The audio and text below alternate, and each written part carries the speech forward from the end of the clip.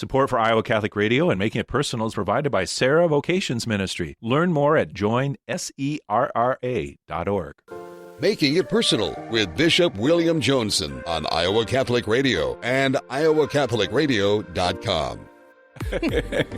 Welcome to Making It Personal with Bishop Joensen. I'm Jeanne Thill, and on today's show, we're visiting with Maggie DeWitte. She's the executive director, Pulse Life Advocates, and boy, does she have a lot going on. Always. Yeah. Maggie is a whirling dervish of things, all in the advocacy of the cause of life and the culture of life. So look forward to reconnecting with her in the midst of a week. Here we are, first Saturday of Lent.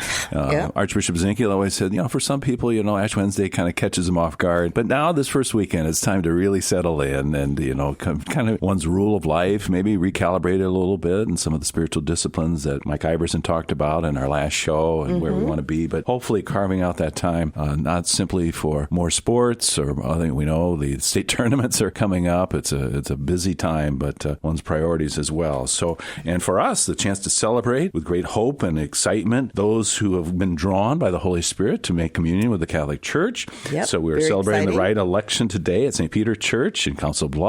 It'll be a may thing. It may be a very cozy affair because I hear there's going to be a lot of people there. Yeah. And I don't know if we'll reach the level. We don't set dashboards that, we have to be number one in the country with a per capita number of people coming into the church. But if the Lord blesses us and showers us with people who are joining us as catechumens to be baptized and receive the fullness of the three initiation sacraments, or those who perhaps are already baptized in another Christian tradition as well. And then tomorrow we'll be at St. Francis of Assisi, the kind of customary spot. We may not even have enough space at St. Francis of Assisi. We may be carrying over there. So what a happy challenge for us as we do that. Very different than when I was at St. Francis this past Monday with the Catholic Daughters of America and those stalwart women of faith who do so much to bring Jesus and the Eucharist and others and their own feminine genius that they bring to bear. A much more intimate group, but we're grateful to them for their spiritual support and their support of vocations to the priesthood, just as our Sarans very much, our St. Sarah Club of Des Moines and of Council Bluffs. So grateful. Our sponsors. Very grateful for that support also. I am going to steal away just for a couple days. University of Notre Dame is sponsoring a conference, a little bit the relationship between science and faith as a pastoral issue in the age of disaffiliation. So we have the Vatican Observant Father Guy Consolamo, if I'm saying his name right, I'll have to correct myself. Easy for you to say. Yeah, so, but other Stephen Barr, and so it's really targeting for bishops, but this pastoral issue where some people make science a religion unto itself or think that it's incongruent with faith. And we know St. John Paul's landmark message in Fides et Ratio that these are two wings through which we ascend to God. But some street cred scientists are going to give witness and unfold how they view their science and hopefully spur us as well in our pastoral zeal to bring these two in harmony in a very beautiful way. Still promoting the Forge conference, Pulse, I've got Pulse on my mind here, but Forge coming up a week from today. Men, you still have an opportunity, and I'm sure the women in your life would pick up the slack and say, get out of here. And, myforge.org is the website where you can find the schedule. I don't know. It's going to be a little bit football heavy with Harrison Butker, Ricky Stanzi, former University of Iowa quarterback, giving witness, Jason Everett, others also, Dr. Matthew Brennan, Dr. Edward Shree, others, Tim Carney. So it's a stellar lineup that John Bishop and his team have and provided for us. And I can't imagine any woman who would not want their husband to go or their boyfriend to go to have that enrichment, to have people that they watch on Saturday or Sunday be, talk about their faith, because really the more they can talk about their faith in front of their kids and their grandkids, what a witness. And that fraternal bond, that Forge, aligned a little bit with our Knights of Columbus too, who are helping to support this event. So I think lots of ways in which men become men in Christ all the more, and to follow him is not a constriction of our personality, but is where we realize truly who we're called to be, even as we maybe let some other possibilities aside and, make that fundamental sacrifice of laying down our lives as they've done for their spouses, for the causes that they serve. So very beautiful. Looking forward to being with them to celebrate the Eucharist to kick off that day. When we come back, we're going to have Maggie DeWitte joining us. She's the Executive Director of Pulse Life Advocates, and I don't know if we're going to have enough time on our show to cover everything with Maggie. You're listening to Making It Personal with Bishop Joensen on the Iowa Catholic Radio Network and the Spirit Catholic Radio Network. Welcome back to Making It Personal with Bishop Joensen. On today's show, we're visiting with Maggie DeWitte, Executive Director, Pulse Life Advocates. And Bishop, I don't think you're going to have enough time. No, I resign myself to that, and that's great because we love having Maggie with us. And Maggie, this time of year, both off the heels of January and the anniversary and all things going on. So maybe just to kind of recap before we kind of plunge into the legislative scene, if we might. So you avoided the blizzards out east for March for Life. Yeah, we did have to cut our trip a little short just to avoid the impending snowstorm, which I didn't realize was exactly 10 years from when we were actually stranded on the turnpike with the Snowmageddon. And I didn't realize. I was like, does this stuff happen every 10 years? Do I need to be aware of something happening here? So luckily we got out of Dodge just You didn't want to have a snow altar out on the for Mass? One's enough. Okay. One was good. Okay. But no, as usual, it's a lot of work. It's a lot of effort. And this was my 16th time. But every time I step on that bus, and I say it every year, it's just automatic for me that this is what we need to be doing because the youth are so excited and so engaged, and I get to keep them on the bus for 20 hours.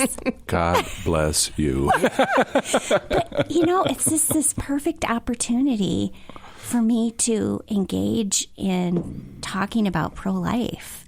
And you don't get that opportunity any other time. So they don't have their buds in the whole time? Well, some of them do. Yeah. But for the most part, we're catching them at some point. Whether it's, I've heard so many of the kids say, I've never prayed the Divine Mercy Chaplet or sang it. I've never heard any of those statistics. We do like a little pro-life trivia. Never heard some of those things. Or it's a movie, or it's a conversation. There's something that touches them in some way, even between the earbuds. And then when they get there, it's obviously the overwhelming. They have no idea how many people are there. And there's always something that touches me. I mean, this year was really great because we had an Iowan on stage, Sarah Herm, and the new director of the National March for Life. We were blessed to have her at our Iowa March in June, and Sarah Herm was also there, and that's how she heard Sarah's story. And so asked her after she heard her speaking at our Iowa March to come. Very cool. And so she was on the national stage, so we had all of these Iowa kids singing, an Iowan up on stage. I got a little dab on the stage just for a few minutes. They honored people and individual states who were doing good work, so I got up there a little bit. So they dapped you up a little bit. Just a little bit at the end. Got a wave real quick. But one of the most impactful things for me this year was they had him on the stage, and then I was at the Rose Dinner, which is a dinner after, and they had this choir, and it's a nonprofit out of Colorado, and it's the Friends of 21 Club, and it was all kids that had Down syndrome, and they sang. Beautiful. I just was so overwhelmed with seeing them up there on stage because it just hit me at that point that we are eliminating children with Down syndrome to a huge degree. Like 90% of women who have a prenatal diagnosis of Down syndrome will opt abortion. And that's the counsel they typically receive. That's right? Exactly right. And so it just really hit me, like all of these kids up here, and they were just exuberant, and they were so excited to be on this stage, just high-fiving and waving, and that's what it's about. I mean, we learned so much from them about the joy of just life, right? And that was just by far the So there's highlight. less music in this country than there would be because fewer voices. So that's good. Not without some points of tension. Our Vice President, J.D. Vance, spoke.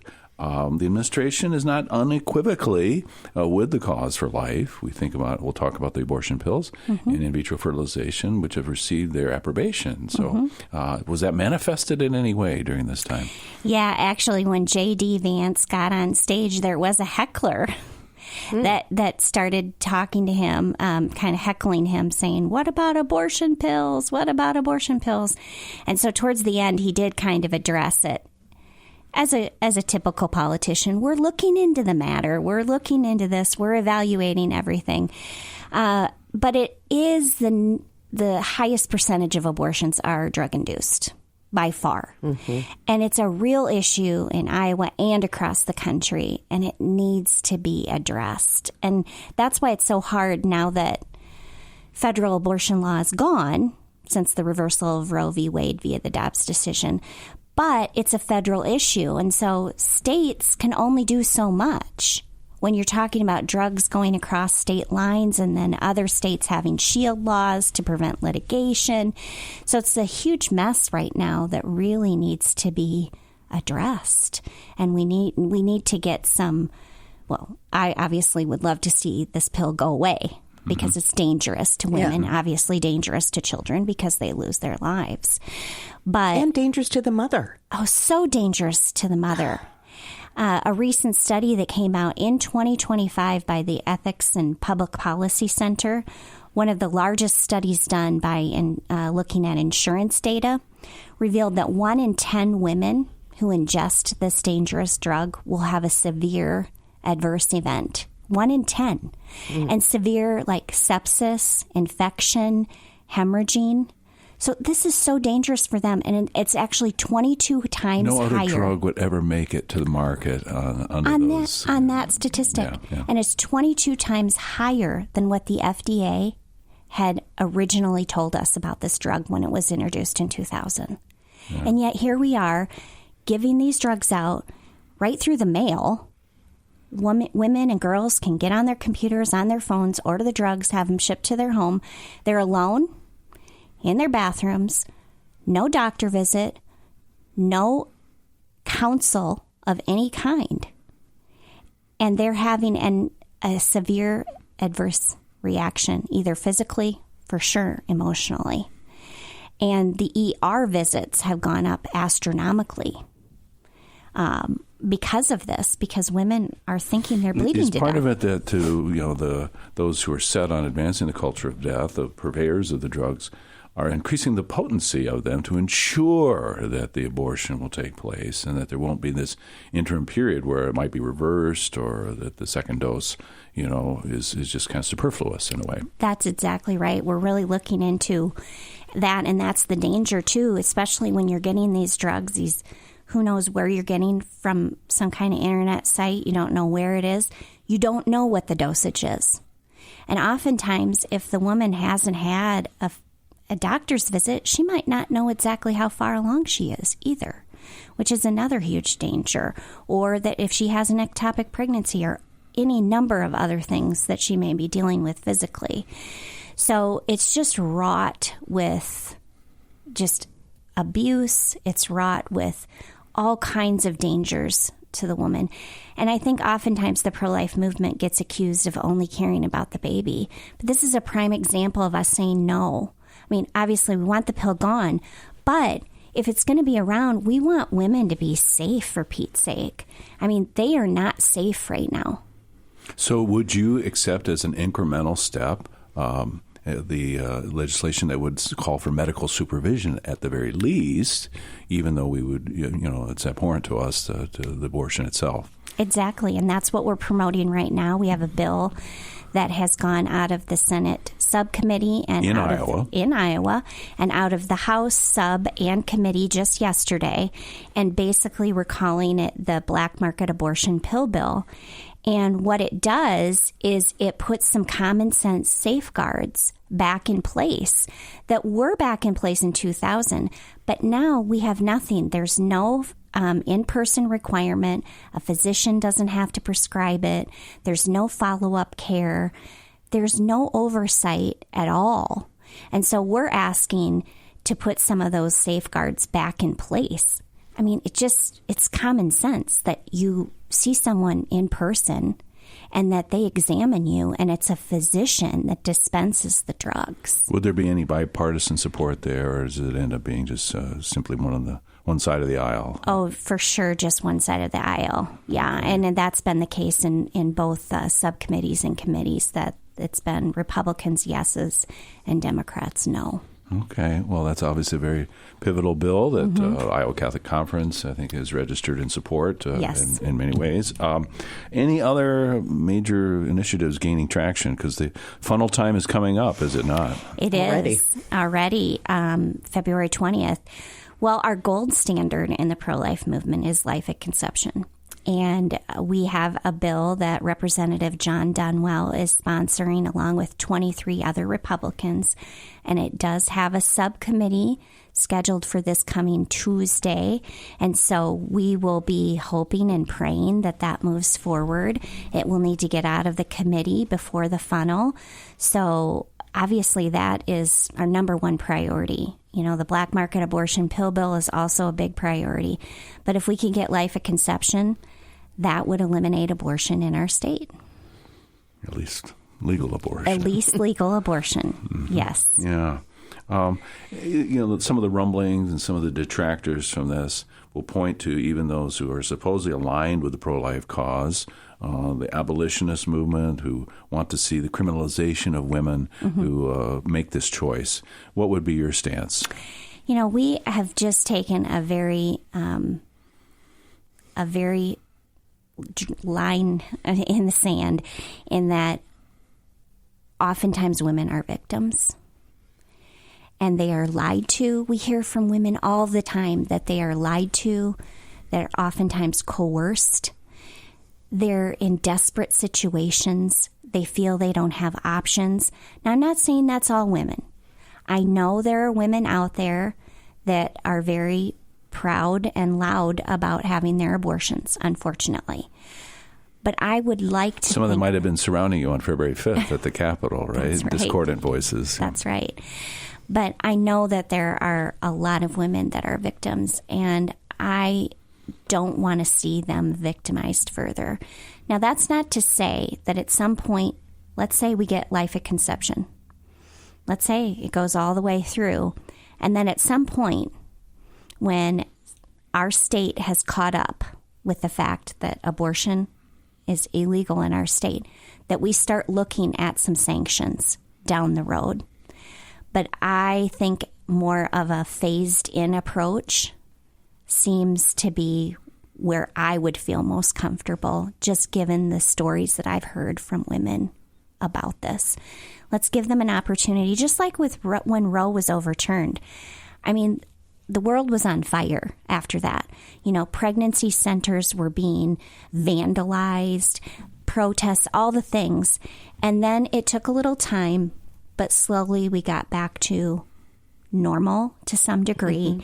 And people started to realize, okay, no federal abortion law. Okay, now states are doing it. And in it, step by step, society caught up with what was happening legally. And I think that needs to happen with the life at conception. Let's gradually bring the people along with us. And then we get to a point where we say, okay, it is against the law, and we're going to have some consequences if you break the law. Okay. Well, you're very transparent in putting that out there, you know, that's on the horizon. But so a life at conception law, is that invoking that this is a human person? This is a citizen of the state of Iowa? Would it go that far in taking those robust philosophical and legal? Exactly right. That you have life at conception, and that life should be protected by law. Okay. Well, we'll see Where we go See with what that. happens. Come Holy Spirit. Say some prayers. Broader considerations. Also, we kind of look at the Walking with Moms in Need, which I think continues to garner support in terms of the dollars that are allotted in that, and now I think the mechanism of delivering that. As a bishop, the broader consideration that we care for all women and children who are here among us, regardless of their status, if you will. There is a provision to take away the women, infant, and children support and nutrition for that from undocumented mothers. Do you have a stance on that? Well, certainly we want to help any woman who's in need. And what I always go to is we have so many pregnancy resource centers in Iowa. We have about 55 across the state, both in urban and rural areas. And they're helping any family who finds themselves in need. And they're walking with women all the way through, even beyond after having their child. And so the pro-life movement is pro-family, pro-woman, and we want to help any woman or family who finds themselves in an unplanned pregnancy and help them with the options they need to choose life. Wow. What a wonderful point to pause there. So I think that's a very strong declarative sentence. Thank you, Maggie. We'll take a quick break, and when we come back, we'll be continuing our conversation with Maggie DeWitte, Executive Director of Pulse Life Advocates. For more information on that organization, just simply go online to pulse4life.org. You're listening to Making It Personal with Bishop Joensen on the Iowa Catholic Radio Network and the Spirit Catholic Radio Network. Welcome back to Making It Personal with Bishop Joensen. The break goes so quickly. It does. So glad that you're still with us, Maggie. Some great events underway, or we're looking even to the fall. And I think, there's going to be a ripple of energy here as we think about your gala in November. We are very, very excited. We just announced this week that our keynote speaker is Jim Caviezel, who was the actor who portrayed Jesus in The Passion of the Christ. And also his more recent was The Sound of Freedom, which was a just very compelling, a true story about the plague of human trafficking. We actually watched that movie on our way to Washington, D.C. for the March for Life. Because, human trafficking is also very related to, the life issue and everything that we're dealing with. But he's a strong Catholic and strong proponent for the unborn and life issues.